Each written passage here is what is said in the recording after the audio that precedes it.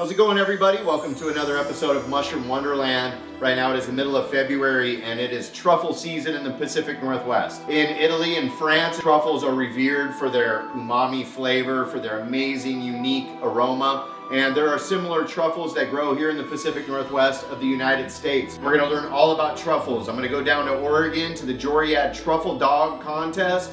We're gonna go out into the woods and discover what it looks like for one of these dogs to discover truffles. We're gonna end up at this swanky dinner party eating all kinds of truffle covered stuff, meeting all the people in the truffle industry. This is such a cool video. I'm excited to bring it to you. So thanks for joining me on this episode. Make sure to hit subscribe and let's go check out truffles in Mushroom Wonderland.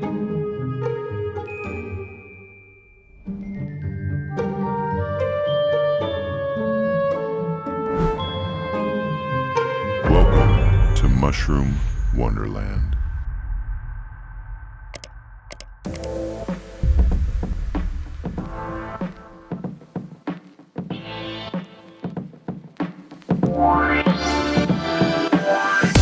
So first things first, I think it's important to understand exactly what a truffle is.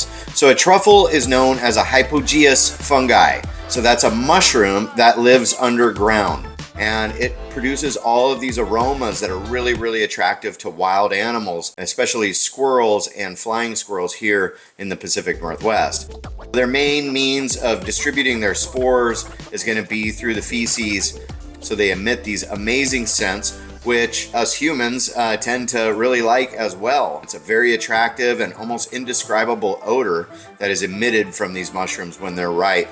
These mushrooms are what are known as mycorrhizae. So that means that they grow in a relationship with certain trees. And here in the Pacific Northwest of the United States, it is mainly the Douglas fir or Pseudotsuga menziesii.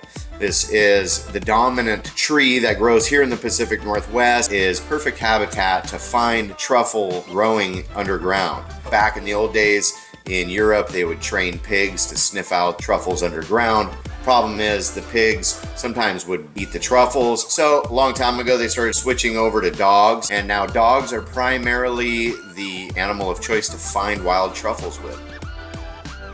Today, we are on a road trip down to Eugene, Oregon. Finally made it to Eugene, Oregon. Kind of a pretty countryside drive on the way into Eugene. We made it to the Truffle Festival in Eugene, Oregon, and right now it's a Truffle Dog Contest out here in this dirt-floored arena. So we're gonna go in here and check out these truffle-trained dogs.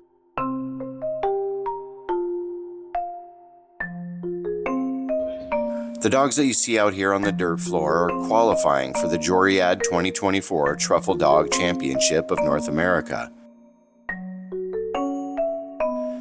They are searching for planted truffle markers in the soil to determine which dogs get to go on to the finals.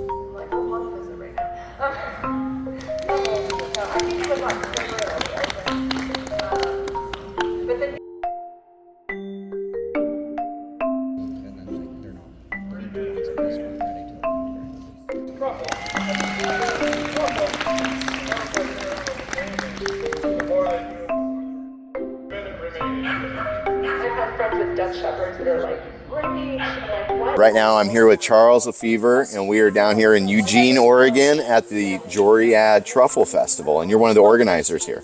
Right, the Oregon Truffle Festival. The Joriad is our truffle dog competition. Yeah, we designed this to promote the use of truffle dogs for harvest of our native truffles. We launched the festival largely with the intention of elevating the reputation of our native species. Okay. And the key pillar to doing that was to introduce truffle dogs. So we began by recruiting trainers, taking them into the woods one after another until one of them finally caught the bug. And then we started just promoting the idea of training truffle dogs. How long have we known about them here in Oregon? You know, actually they were first described in like 1859. Oh, okay. At least So the people knew Oregon white truffle. But no, the culinary use started in the 1970s. Okay. So probably mid-70s. And then in 1976, there was an event in Corvallis, Oregon called the Mushrooms and Man Conference that was attended by James Beard. And he smelled our Oregon truffles and said, these are every bit as good as the Italian truffles. Right. So that kind of marked the beginning of our industry. But for all that time, there were no truffle dogs. The initial harvesters were using the same method that the researchers had used to find them in the first place, which was raking. Yeah. But a truffle is a fruit. It needs to be ripe to have its culinary value. These white truffles that we're hunting this afternoon at the Joriad, they've been in the ground full size since mid-October. And they're only now, at the beginning of February, starting to actually ripen. Getting mature. Actually be fully mature before it has its culinary value. So in that sense, it's more like a peach or a tomato. Yeah. And so the dog's role is to let the truffle ripen on the vine and then choose the ones that are ready. Really, once a truffle ripens, some animal finds it really quickly. So the population of ripe truffles at any given moment is really low. So with the rake, almost everything you get is unripe. One of the reasons truffles have earned their reputation is for the money they command. Pound for pound, truffles are one of the most expensive foods in the world, much like caviar and saffron. Also, once harvested, they start to lose their odor and flavor immediately, so it's a race from the field to the table. In 2009, at an international auction in Alba, Italy, a white truffle auctioned off to a billionaire for a whopping $330,000. European white truffles can sell for more than $3,300 a pound. Pigs were originally used to hunt for truffles, but they're hard to control. They eat the fungi, and they damage the ground. They were actually banned in Italy in 1985 to preserve future crops, and that's why we use dogs to hunt for truffles. Next, I got to meet with the founder of Truffle Dog Company, Alana McGee. I am excited to be sitting here with Alana McGee. We are in Eugene, Oregon, the Joriad Truffle Festival, and you're the founder of the Truffle Dog Company. I am. In Seattle. In Seattle, yeah, and we're all over the country, but we do a lot of stuff here on the West Coast. I come from an animal behavior background as well as worked in the wine industry for a little while, so that confluence of like food and science. Oh yeah. Grew up in the Northwest. I got into this at the same time people were starting to plant the commercial truffle orchards, so growing European species, and then I'm in Washington, not Oregon, and there was a small industry in Oregon, but like not a lot of people in Washington doing it. And I was like, well, we have the same habitat. So if they're here in Oregon, 100% they're in Washington, people just aren't doing it. So essentially taught my dog to do it, started taking him out, started meeting with the big timber companies and small farmers, like understanding how to find them and like how to help keep things in like sustainable forestry, right? And like keeping that kind of stuff. And then it just kind of snowballed rapidly from there. So we work with a lot of the farmers who grow the European stuff, but a lot of our time is spent like taking them out in the woods and teaching other people and their dogs to do this, which is super fun. We like to use dogs for a variety of reasons. One, a lot of people have them, right? So it's like your pet, it's something fun to do. You get to like develop your relationship with them, and it's a great way to tire them out. So if you have a very energetic dog, it's a great way to make them sleepy at night. So that's great. But we use dogs because it's much more gentle on the environment. So with dogs, we're able to locate exactly where the truffle is and be able to pull it out of the ground, and we're only harvesting the really ripe stuff. So we're leaving things for the animals, things for everything else there. And the quality tends to be a little bit better when we're using animals. So that's kind of our primary reason for using dogs is like sustainability, as well as accessibility factor to make it like a lot of people have pet dogs, and it's like, why not? It's super fun.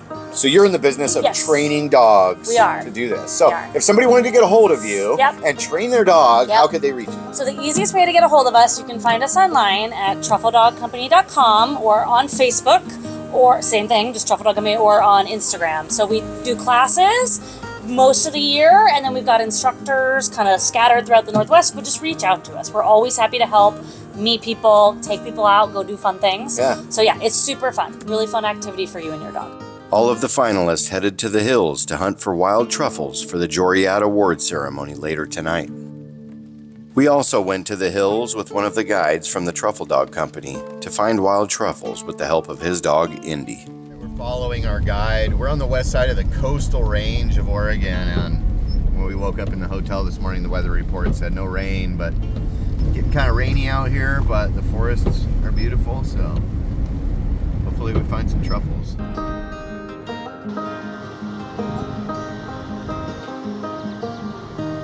My name's Ian. I work for the Truffle Dog Company, and this is Indy, my 3.5-year-old golden doodle. It's her third truffle season, and she's finally kind of hitting her stride with everything. So we're gonna go out in the woods and see if we can't locate some Pacific Northwest white truffles. Yeah, that's what we're looking for. Yes, good girl. Ready? You ready? Let's hunt them up. Let's go.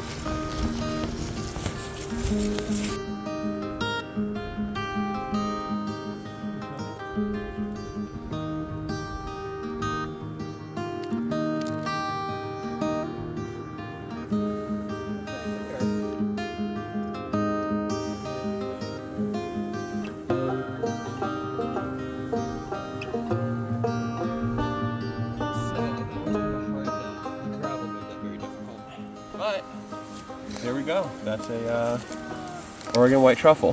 Wow. So this one's especially kind of, they'll sometimes take on the shape based on what they're growing in. So because we have gravel here, this is gonna be a little bit more irregular and kind of jagged. I mean, you will just see that too, just in nature. But let me not forget her treat. Hey, Indy, sorry, I forgot my end of the bargain. Can you show me? Yeah, what a good girl. Show me. Yes, good girl. Good girl. That's exactly what we're looking for. Yeah, there you go. So we're about, I don't know, 18 feet from that tree, huh? Do you find them much farther from trees than that? That's pretty far, huh? It's pretty far. I mean, you know, the rule of thumb is as above, so below. Okay. So generally, The canopy line. The canopy line will generally also be how far the roots can extend out. Mm-hmm. Feel free to. And that one's kind of, I'd say, mid. Oh yeah. Oh yeah. It's kind of got a garlic. What do you think it smells like? Garlic. Huh? Mm-hmm. Yeah. Maybe on odor again. Oh, a gentle. So I'm working on Indy. We call this autographing. But essentially, when the dog is still, so this one's a little, looking a little rough. I'll give you something for that. I'm slowly, since Indy's still new to it, I want to reinforce that she's finding stuff. I'll continue to hone as, you know, she gets better. You know, when they're at peak ripeness, I'll start to refine that more. And I just kind of do that by how many treats I give her. So I'm just going to give her a few for that. And just say, she's a good girl. She were right on top of it. And sure enough, that is a white truffle.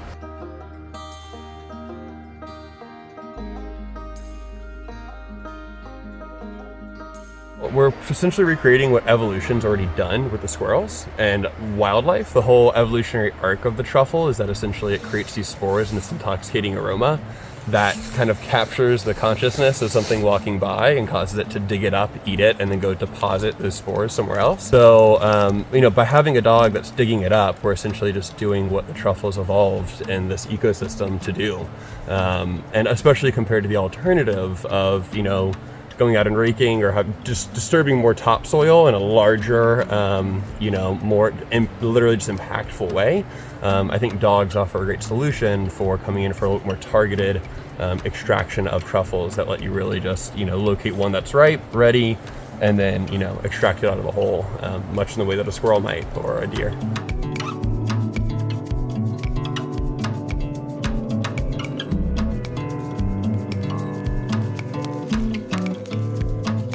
Wow, where's she done? Black. Hey, can you show me?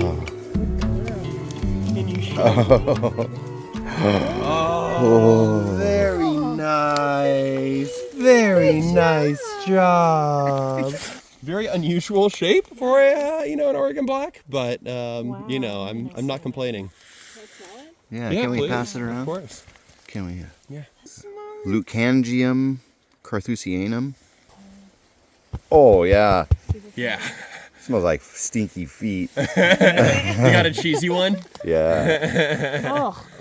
Is it good? Blacks are sweet, but some are cheesy. Some move like towards a blue cheese. Ooh. She don't like it. Oh, it's like Limburger. Yeah. Good boy. That is some pungent cheese. Oh, Andy, why you gotta go for the funky ones? Beautiful. Yeah. That's some of that internal. So this is the gleba. So what you're seeing here, the brown's going to be the spores, and the white is kind of a vasculature that creates channels for the VOCs, or those compounds that are, you know, attracting the animals and letting the dog know that something's there. All right, Indy. Thanks, Ian. Thanks for taking us Absolutely, out. Thanks man. for joining Pleasure. Mushroom Wonderland. Thank you, girl. You did so good. Black and white truffles. That was amazing. It's a twofer. We call that a grand slam. Grand slam. Good job. Very cool. That night, I was accompanied by Eugene mycologist Sydney Ober-Singleton to the Willamette Valley Vineyard for the 2024 Joriad Truffle Dog Award ceremony. All right, we're here at the Willamette Valley Vineyards to the Joriad Truffle Dog Festival Award ceremony. So I'm here with Sydney Ober-Singleton, and we're not really sure what to expect. This place is pretty fancy, and we forgot our tuxedos.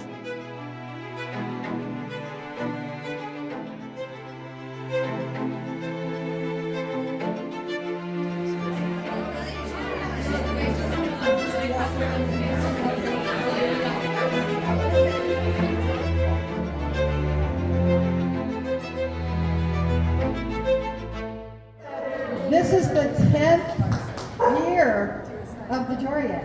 The name came from, does anybody know what the Jory, where the name Joriad came from? Soil. Huh? The Jory soil, right.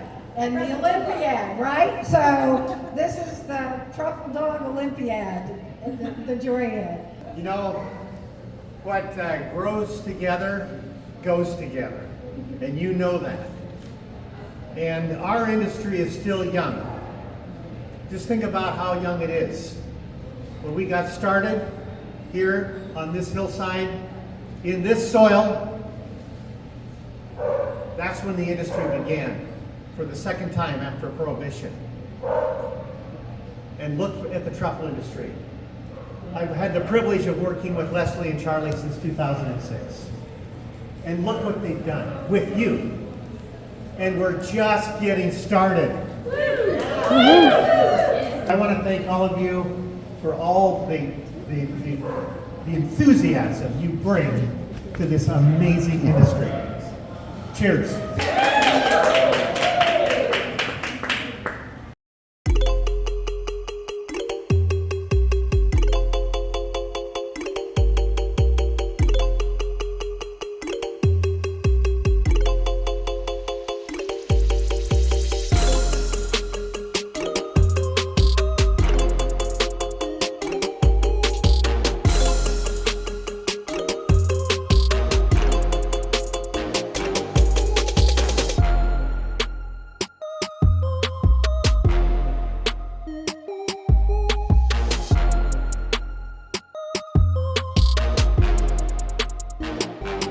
Probably the most popular dog in truffle hunting is known as a Lagotto romagnolo. Originally, it was bred as a water retriever, but it was adopted by the truffle community, and for hundreds of years have been bred to sniff out truffles.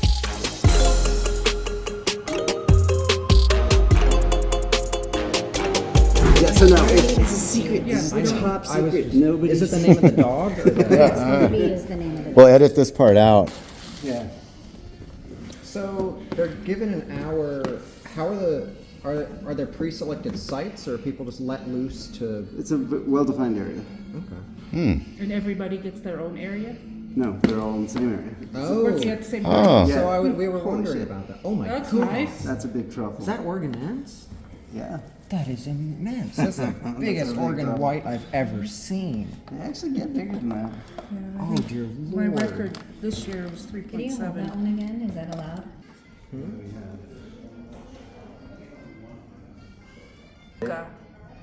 I remember meeting her. Okay, that's right. Okay. Oh, that smell.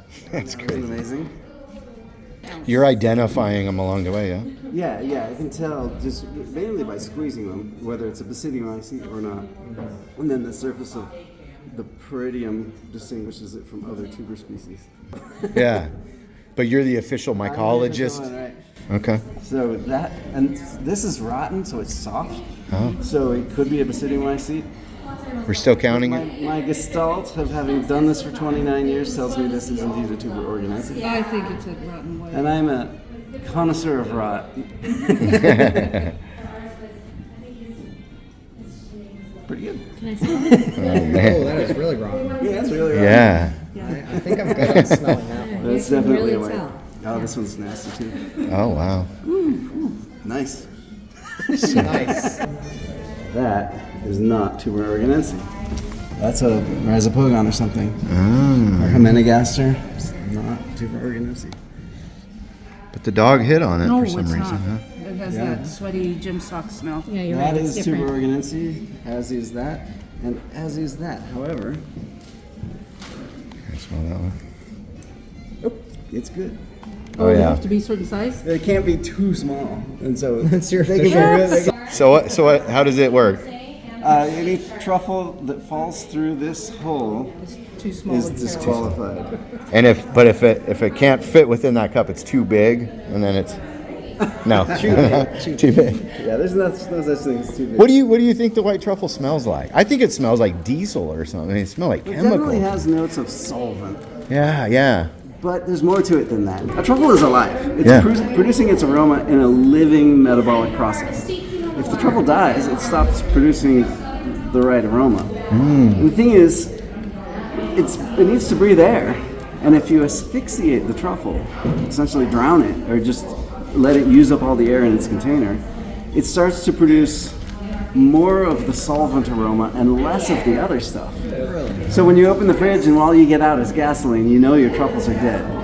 Oh. So this is really much more nuanced than just solvent. Yeah.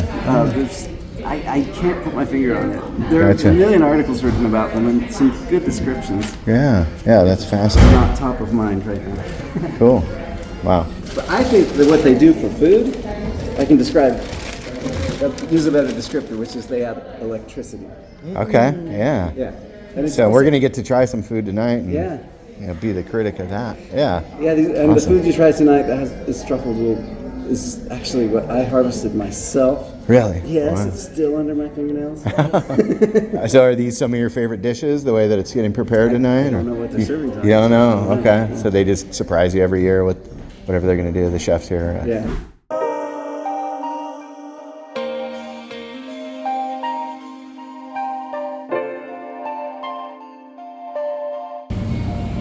All right. You love cooking with truffles? We do, yes. Yeah. I love looking at truffles. We've been spreading and teaching all of my chefs learning how to do that. I had Governor Brown in here teaching her how to cook with truffles. We did an event for her as well too a couple of years ago. We just love spreading the word, especially with all mushrooms. Mushrooms, Yeah. they're just the best. So. Pepperoni really picked up the flavors. Oh my gosh. How much money worth of truffles do you think that is? This right here, if you're figuring about $16 an ounce, we have a pound so far that we've gone through. We're down to about a quarter pound, so Yeah. good Oregon whites. We're probably looking at a pretty spendy penny. Yeah. About 200 and some odd dollars for tonight's overall, plus Just in the truffles. another 260 for last week for infusion for everything. So yeah. Wow. Very impressive. Wow, look at those ones. Dang. All right, I'm going to follow you to the Sounds good. dining room and grab one of them. Okay, perfect. Thank you. I'm like following you this trail of just crazy truffle scent.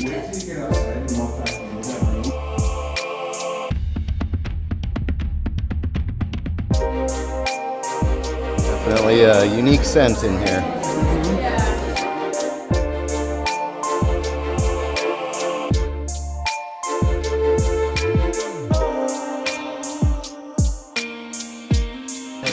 All right, I'm having a piece of truffle pizza with Charles. That's great pizza. Charlie, For whatever gotta reason. try this. Personally, I like the pizza. I can definitely taste the truffle, but All you do is keep the truffle in the same refrigerator or container as the food. Yeah. And the aroma drifts over and soaks into the food. You don't even need to unwrap the butter.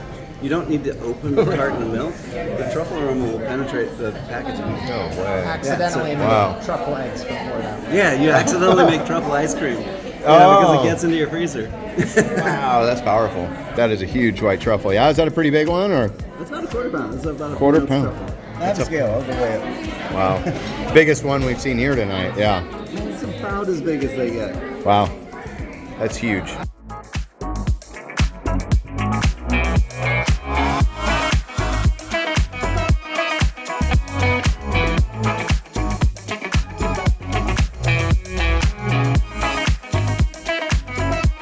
I'm gonna try this crostini with tart cherry and white truffle. It's a pretty big piece of truffle on it.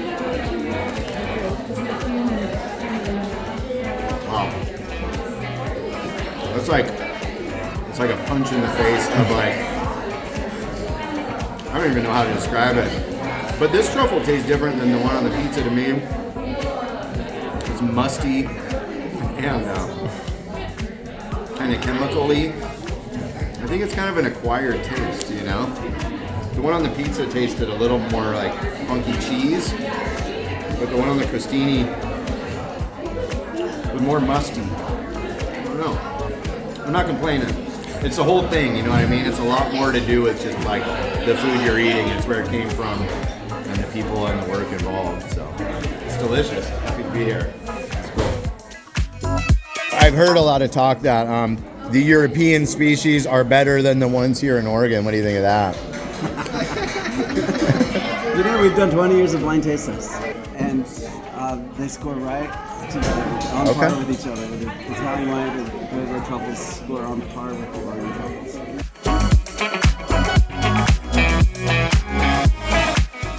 We had 5 finalists today that went out to the forest for an hour and hunted truffles. And some of them were, you know, it's an amateur event going out there. Everybody found truffles. In 5th place today, finding 4 truffles, we have Sky Olson and Brooke. And in 4th place today, finding 11 truffles, Becca, Book, and Luca. 3rd place, finding 16 truffles, Sarah, Baruch, and Vane.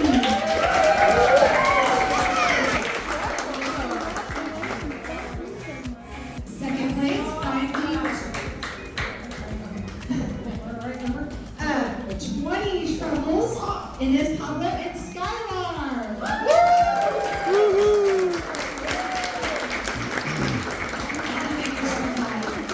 The first place is $500. No, 40.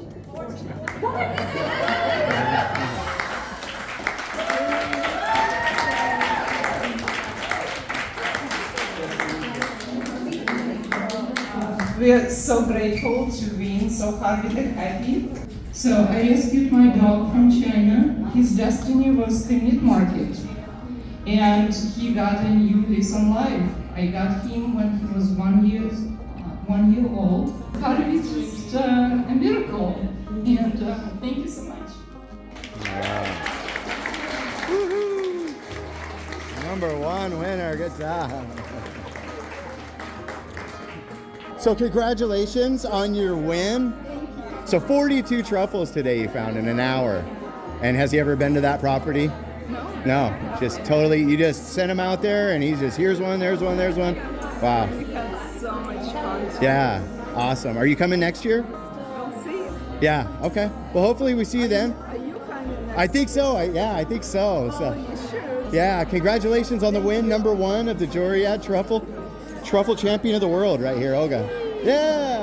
Needless to say, I had an amazing weekend down in Eugene, Oregon.